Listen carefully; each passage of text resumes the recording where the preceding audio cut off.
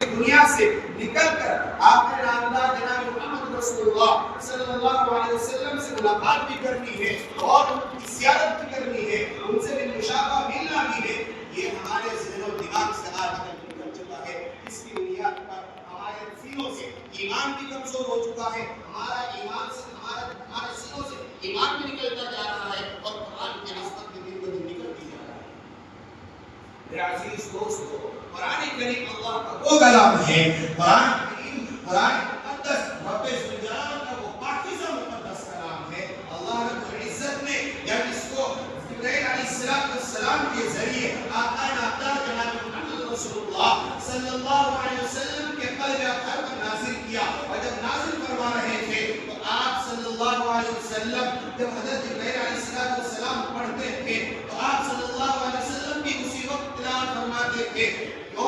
آپ صلی اللہ علیہ وسلم کو اس بات کا اندیشہ تھا کہ کہیں قرآن بھول نہ جاؤ، کہیں قرآن میں بھول نہ جاؤ، میں یہ قرآن محفوظ رکھنا چاہتا ہوں، یہ دل میں ان کی خواہش تھی۔ آپ اللہ رب العزت نے فرمایا لا تحرک لسانک لتعجل بہ ان علینا جمعہ وقرآنہ، اے میرے پیغمبر، اے میرے حبیب، آپ کو اپنی زبان کو حرکت دینے کی ضرورت نہیں ہے، آپ اپنی زبان کو جنبش مت دیجیے، آپ مت پڑھیے، آپ صرف سنیے۔ حضرت جبرائیل علیہ السلام جب آپ کے سامنے تلاوت فرمائے تو آپ اس کو صرف سنیے، آپ اس کی سماعت کیجیے۔ ان علینا، مجھ پر یہ ذمہ داری ہے، میں اس کو محفوظ رکھوں گا۔ ان علینا جمعہ وقرآنہ، میری یہ ذمہ داری ہے، میں اپنے اوپر یہ ذمہ داری لیتا ہوں کہ میں اس قرآن کو، اس کلام کو، اپنے اس کلام کو جمع بھی کرواؤں گا اور انشاءاللہ رہتی دنیا تک اس قرآن کی تلاوت بھی کراؤں گا۔ اللہ رب العزت نے اس کا واضح کلام، اس کا واضح پیغام اپنے کلام مقدس قرآن کریم میں اللہ رب العزت نے فرمایا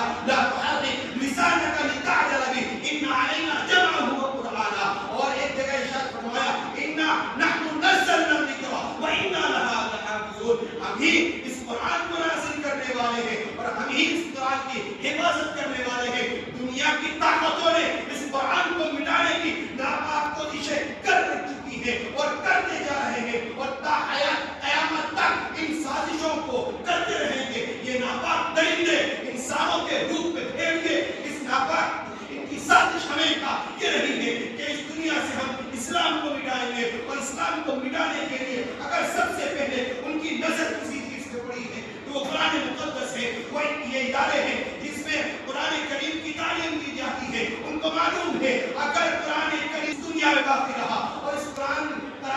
کریم کو پڑھانے والے یہ ادارے یہ حفاظ باقی رہے تو اس دنیا سے نہ تو اسلام مٹے گا، نہ قرآن مٹے گا، نہ نبی کا نام مٹے گا۔ اگر اسلام کو مٹانا ہے، اسلام کو اس دنیا سے ختم کرنا ہے، مسلمانوں کو اس دنیا سے ختم کرنا ہے تو سب سے پہلے ان کے اداروں کو مٹانا پڑے گا۔ اس لیے موجودہ حالات میں اگر سب سے بڑی نظر، سب سے ناپاک نظر اگر ان لوگوں کی ہے وہ اداروں پہ ہے، دین اسلامی پر ہے، مرکزوں پر ہے، عبادت گاہوں پر ہے، مساجد پر ہے، خانقاہوں پر ہے، تمام دینی اداروں پر یہ نظر ٹکی ہوئی ہے کہ سب سے پہلے ان اداروں کو مٹاؤ۔ اگر یہ ادارے مٹیں گے تب جا کر یہ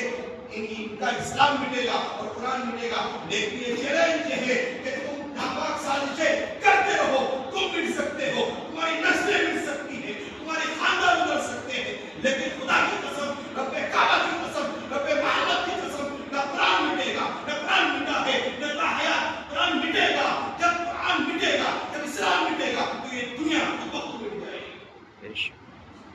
جس دن یہ قرآن اس دنیا سے اٹھا،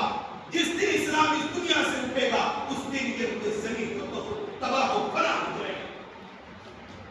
اگر اس دنیا کا قیام ہے، یہ دنیا باقی ہے تو قرآن کی مقدس کی وجہ سے، قرآن کی برکت کی وجہ سے۔ اگر یہ دنیا موجود ہے تو اللہ والوں کی وجہ سے، اگر یہ دنیا موجود ہے تو ذکر اللہ کی وجہ سے۔ جس دن علماء ختم ہوں گے، جس دن قرآن ختم ہوگا، جس دن علماء ختم ہو جائیں گے، پوری دنیا کے اندر کوئی بھی اللہ کا نام لینے والا نہیں رہے گا، اور قرآن کو اٹھا لیا جائے گا۔ تو سمجھ لیجیے کہ اب قیامت آ چکی ہے۔ آج یہ جو ننگا پن آ چکا ہے، مشکاہ شریف کی حدیث ہے کہ جب ننگا پن عام ہو جائے، جو ہم پر حکومت کرنے لگ جائے، تو سمجھ لیجیے کہ قیامت کی گھڑی قریب آ چکی ہے۔ میرے عزیز دوستو، اگر ہمیں اپنے آپ کو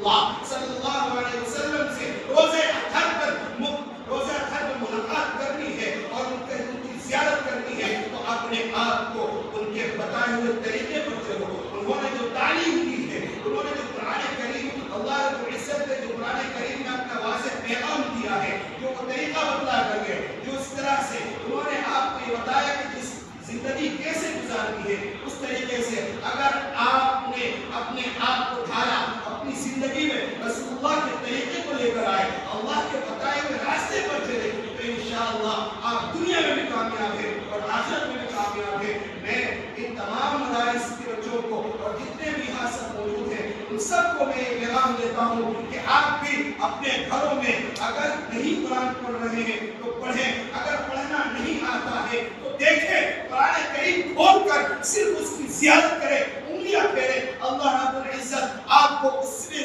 ثواب سے محروم نہیں کرے گا. قرآن ہی ایک ایسی دولت ہے, ایک ایسی کتاب ہے کہ جس کا دیکھنا بھی ثواب ہے, جس کا سننا بھی ثواب ہے, جس کا پڑھنا بھی ثواب ہے, جس کا سمجھنا بھی ثواب ہے. ورنہ دنیا کے اندر ہزاروں کتابیں موجود ہیں, کسی کو یہ قدر و منزلت حاصل نہیں ہے جو بیت الجلال نے قرآن مقدس کو عطا کی ہے. میرے عزیزو, اس لیے میرا یہ پیغام ہے آپ سب کو کہ آپ اپنے گھروں میں اپنے گھر والوں کو, اپنے گھر والیوں کو, اپنے بچوں کو, اپنی بچیوں کو, سب کو قرآن کی تعلیم ضرور دیں. اگر آپ قرآن کی تعلیم سے اپنے بچوں کو مالا مال کریں گے,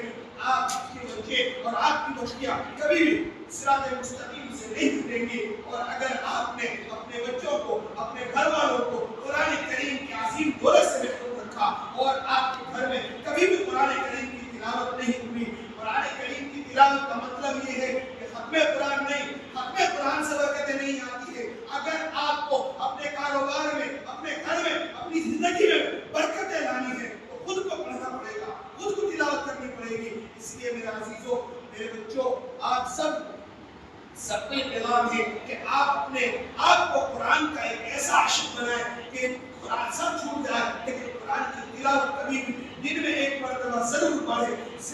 دن میں ایک گھڑی ایسی آپ کی ہو کہ آپ اس وقت میں, اس گھڑی میں آپ قرآن مقدس کی تلاوت ضرور کریں. اللہ تبارک و تعالی ہم سب کو کہنے سننے سے زیادہ عمل کی توفیق عطا فرمائے. آمین. وآخر دعوانا الحمدللہ رب العالمین.